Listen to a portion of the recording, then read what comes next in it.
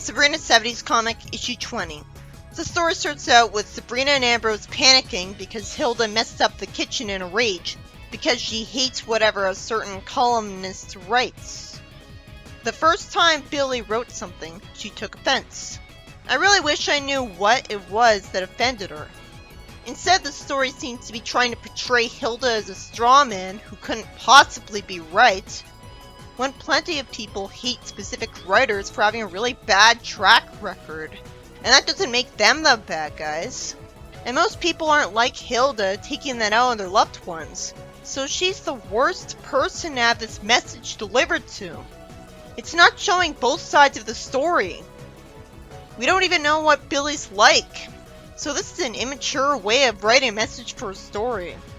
It's realistic that Ambrose would call Hilda a disgrace to her family, but it's also really confusing at this point because we've been told that witches are encouraged to be mean. And Hilda's doing just that. But suddenly it's not okay anymore when it inconveniences them. Then why are witches still encouraged to be mean and abuse their powers when they'd be insulted for it by anyone they bothered? Ambrose tells Hilda that if she disagrees with the writer's views, she has the right to, but should write to him and give him her side in a calm and civilized way. First off, that's not going to change anything. And second, Ambrose is being ridiculously unfair. How can anyone, let alone Hilda, be completely calm when complaining about a writer that does nothing but infuriate them? The complainer is always wrong. It's a terrible, toxic mentality, and it's a critic's worst enemy. I can't help but feel like the story's breaking the fourth wall and trying to address the audience. But I don't know which writer it's talking about for real because the comic doesn't bother putting the names of its writers in places I'd actually see them, in actual stories. I'm guessing it's talking about the one who wrote that ridiculously over-the-top sexism story, or the one who wrote that pollution story, because I would totally understand if the writer getting all this hate was the one who was ambitious about his messages. So Billy gets a fan letter. I was looking forward to being told why Hilda hated him getting her side of the story, but instead he reads out a spell in the letter and gets turned into a toad. Spells work like that? That's interesting. That's the end of the story? What made Sabrina and Ambrose think Hilda would be civilized? They were that desperate? Well, that was a painful, childish story. I wouldn't have been taken out of it if I was told why she hated the columnist. Then she'd have an in-universe reason to be mad. There's nothing worse than a writer who takes personal offense and, writes like this. That's gotta be literally the worst thing any writer can do. Didn't Teen Titans Go get infamous because of this?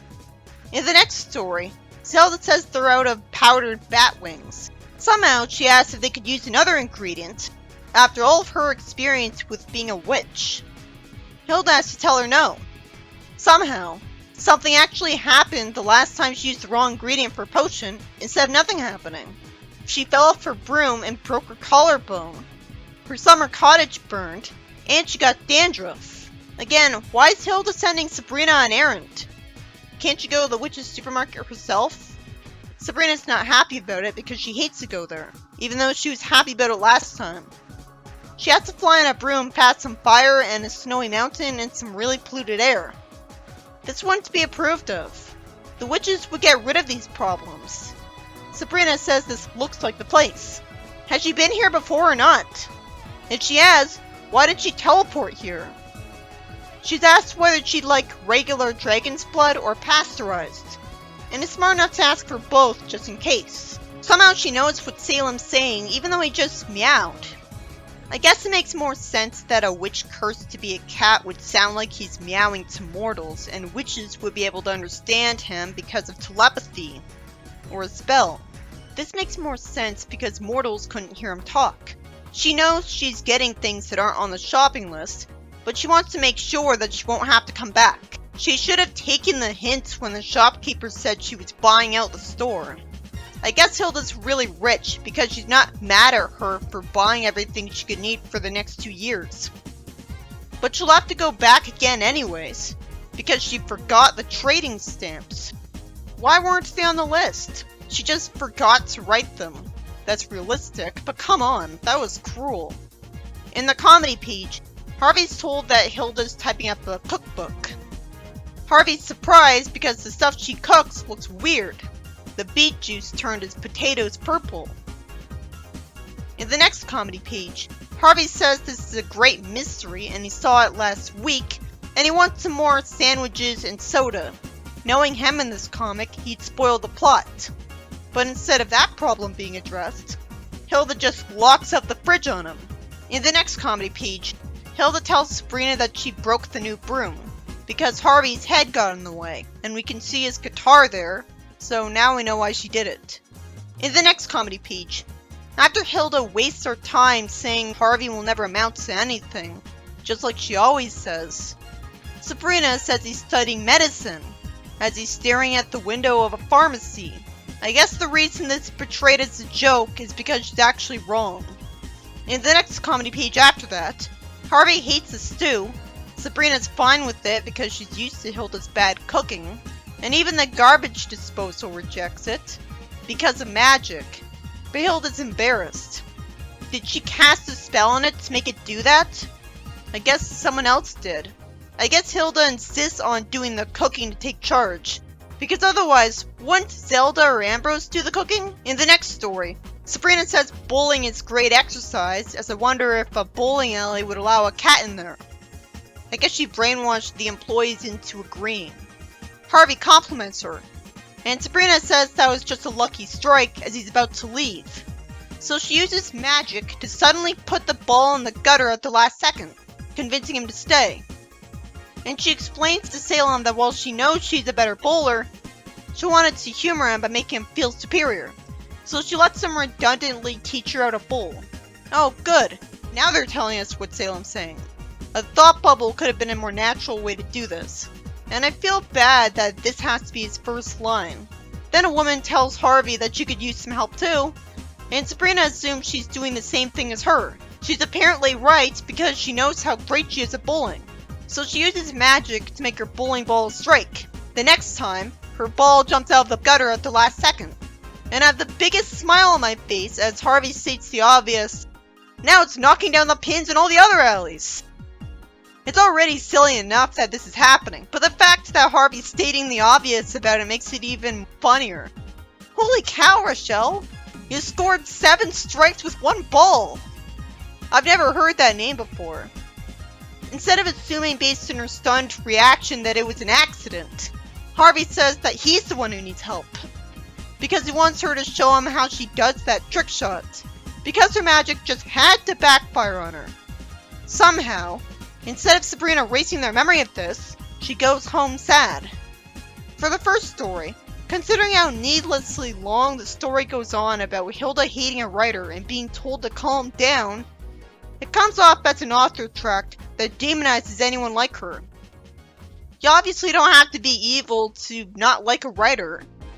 It wouldn't be miserable to read if you never had any experience with a horrible writer before, so you wouldn't be able to relate to her. And I'm guessing the writer of the story was a controversial writer, as well as someone who can't relate to not liking a writer. Or else you'd have compassion and empathy, and actually be able to understand the other side of the argument.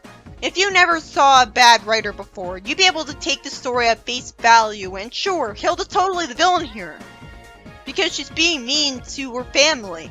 But if you've been in her situation, like any Sonic fan, you know that she's not guaranteed to be wrong.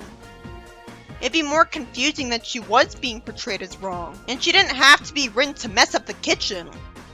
Wouldn't it make more sense to discourage angry fan letters to writers, because it's totally pointless and just annoys them for nothing?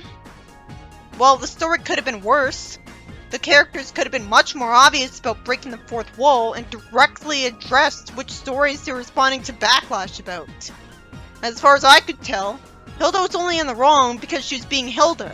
She shouldn't have been the one receiving the message. She's way too mean, so it ends up being mean to the audience. You make your argument look bad when it looks like it can only stand up to straw men. If she hadn't been taking it out on her loved ones, she'd just be another person who doesn't like a particular writer. And that wouldn't be grounds for lecturing her for the whole story. At least Penders and Flynn never wrote a story with this kind of premise and message. The second story is about Sabrina going to the Witch Mart because Hilda's too lazy to do it herself, and she buys way too many potion ingredients. But instead of the ending having Hilda lecture her on wasting her money, she's mad because she didn't buy stamps. Because she forgot to put on the list.